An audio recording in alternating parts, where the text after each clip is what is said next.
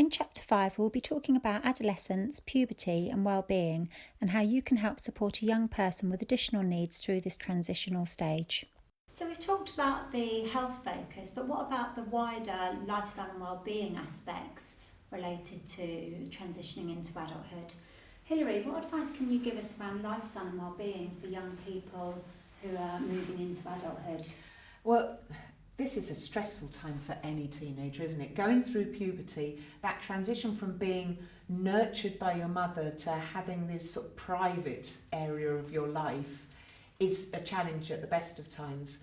Now, if you've got a learning disability and you're not able to cognitively process that, or can't read up on it, or haven't got those peer group, sharing of knowledge and information about what's going through with your body and feelings and masturbation and all those things, then it's even more of a challenge.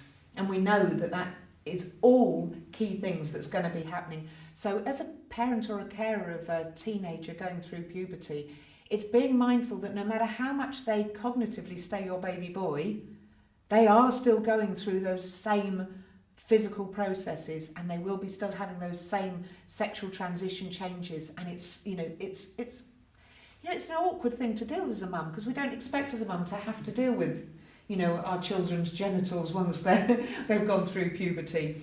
So it is, I'm going to get Gavin to talk on this, because he is really an inspiration, I think, on this subject. But when we put it all together, we need to think about what can we do as a carer or parent or as a school to open that channel to communicate, to enable them to know that what they're experiencing is okay, and they can ask those questions and they can seek advice on all those subjects that are hard.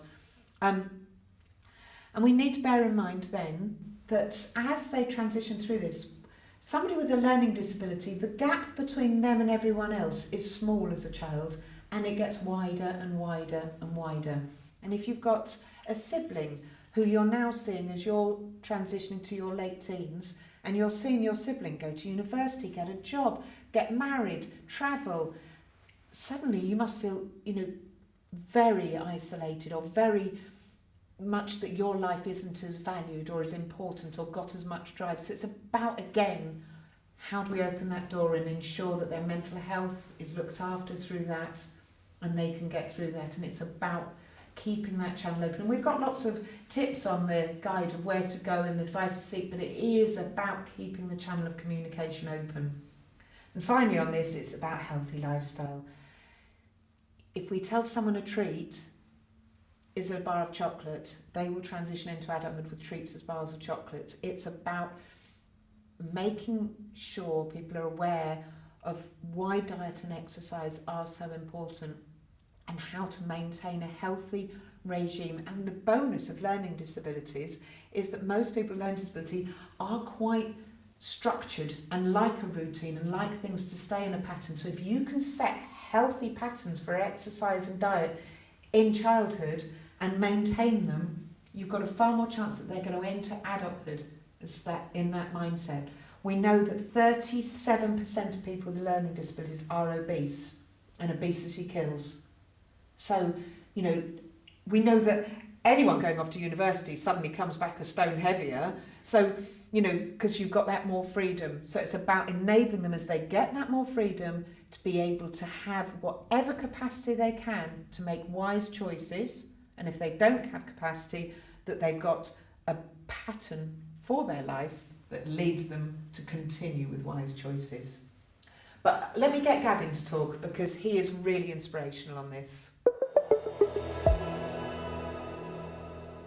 In Chapter 6, our experts by experience will be sharing their experiences on how you can help prepare a young person to be more accepting of health investigations and interventions. So Gavin, I've just been talking again to Caroline about the impact of going through puberty on your diet, your exercise, your mental health, and how that transition from being a teenager to sort of in your early 20s, and quite what a challenge that is. And I said that I've heard your story many a time. Would you mind, I know it's quite personal, but would you mind just sharing some of your story? Yeah, not at all. So, I think, from when you're a teenager going through to adulthood, it's probably one of the hardest times in your life. for any person, but for someone with a learning disability, it's that little step harder. Yeah.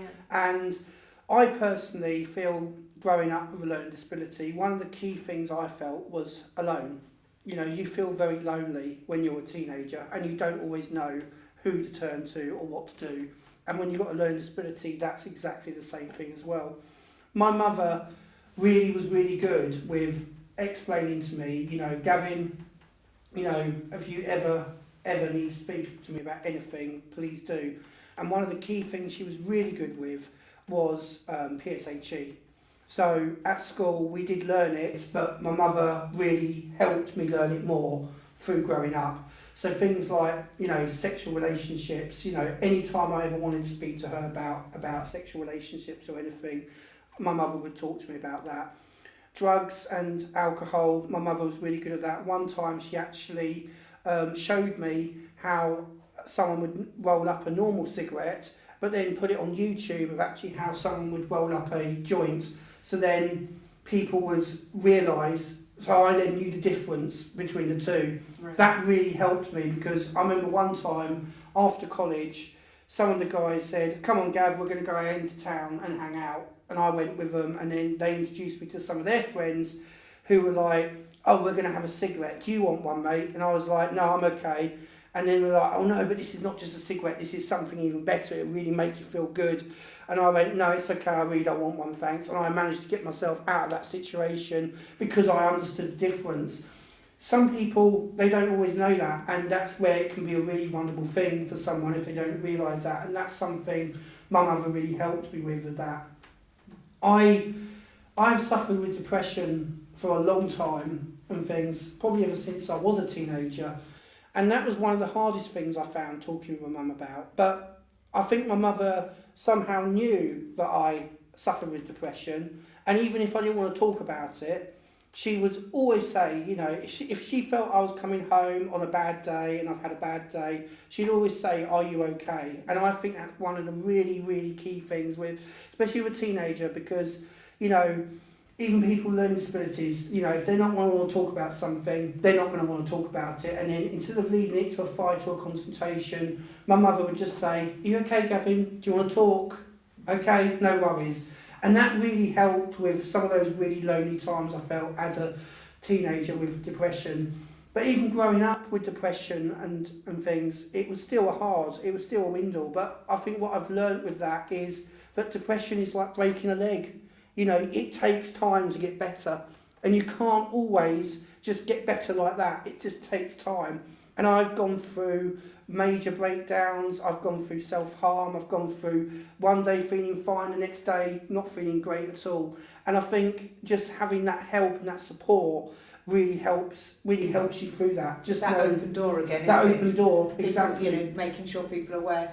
And I think this also leads in for me, when I've dealt with, you know, people in their early 20s with learning disabilities, that people tend to see things as behaviour or as strops or as moods or as challenges, and not recognise that maybe they're going through sexual frustration because, you know, or that they're upset by someone, or that they're angry about something, or they're feeling isolated. And actually, you know, we shouldn't be putting them on psychotropic medication for that. It's about the same as everyone else. Starting point is getting through that. Exactly. You know, so we don't end up with people on medication that they don't need to be on, because actually what they're trying to do is non-verbally communicate that they are sexually frustrated because they don't know how to masturbate or something like that. Yeah. And then they end up on a psychiatric medication for it because they're biting their hands and hitting their head. You Totally. know? Yeah, Totally. so it's those sorts of things as well. Totally understandable. Now, what about diet? So yeah, I mean, my diet as a child was I was born a fussy eater. I mean, I was always a fussy eater, even as a child, and you know, sometimes just to try and get me to eat something as a child was incredibly difficult. But growing up and being in my teenage years, it was even harder for me, and I felt trying anything new. So I had my own kind of diet, and some of it was healthy, but the majority of it wasn't. And, you know, yes, if I came home from school, Mum would say, what do you want for dinner? I'd say chips, and she would put them on for me. And I think that's the only thing my mother didn't do so well as a mother, was trying to get me to understand about healthy eating and good eating and things. Yeah. And she saw it just as that's his part of his learning disability, which we can't help with, and obviously there wasn't. Growing up, and my mother passed away in 2012 and things, obviously me hitting more mental depression and things, that hasn't helped with my diet. And there was a time where I really wasn't, I just didn't care. And I think one of the reasons why I didn't care was I got myself in a relationship. I was with a relationship, I'd married my wife, and she didn't care about my weight. You know, it wasn't like trying to be sexy anymore. It was literally about, you know, she was comfortable. I was comfortable with her, and she was comfortable with me. And then it was just like, you know, to be happy, I would just eat, and I would just eat. And then last year, I got a DVT in my leg, and I was very heavy. I would say I was hitting nearly the 30 stone mark. And literally, when I went to the hospital, it suddenly hit me that, you know, okay, when people said to me, Gavin, if you carry on going like that, you're going to die one day. And I'm thinking, yeah, okay, I'll do it next year. Yeah, okay, I'll do it next year.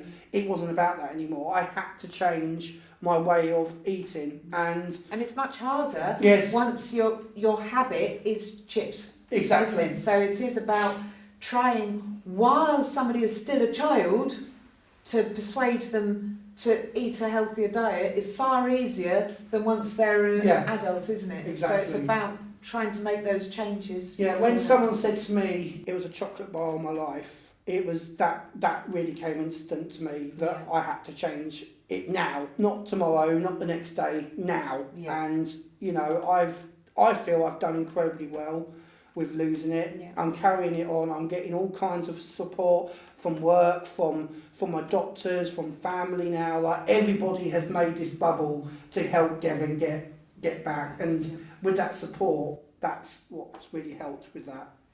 Thanks, Gavin. That's been really good.